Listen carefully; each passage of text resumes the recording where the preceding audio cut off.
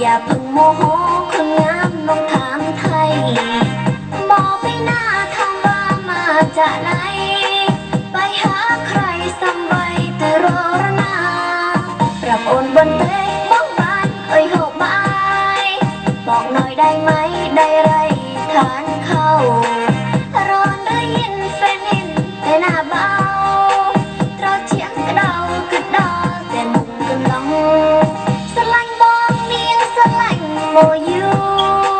กับยอประทูที่รักมานานุ่มเนียงสลังบองบองสลังเนียงอย่างพงสลังกันลองสระกราวระเบาบ้านนาคลุนโอนกระมองมองเอ่ยกันสัตว์ครอตัวน้องนี่น้อยยับชุนคนไร้ค่าแต่รักจริงรักด้วยใจเสน่หาสระลังเพราะน้ำไม่เท่าระเบาสระเอง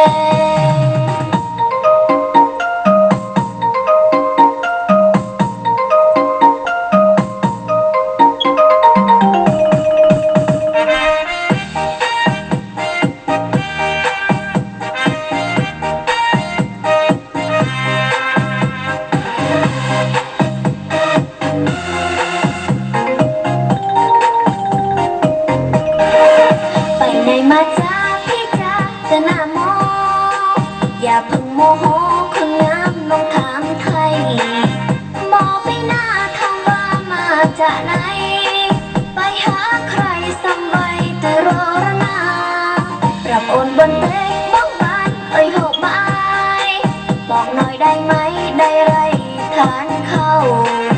ร้อนได้ยินแฟนเห็นแต่หน้าเบาเราเชียงกระเดากระดอแต่มุงกันลอง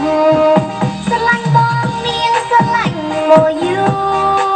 กับยอประทูที่รักมานานุ่มเนียงสลังบองบองสลังเนียงอย่างพงสลังกันลองสระกราวระเบาบ้านนาคลุนโอนกระมองมองเอ่ยกันสัตว์ครอตัวน้องนี่น้อยยับชุนคนไร้ค่าแต่รักจริงรักด้วยใจเสน่หาสระลังเพราะน้ำไม่เท่าระเบา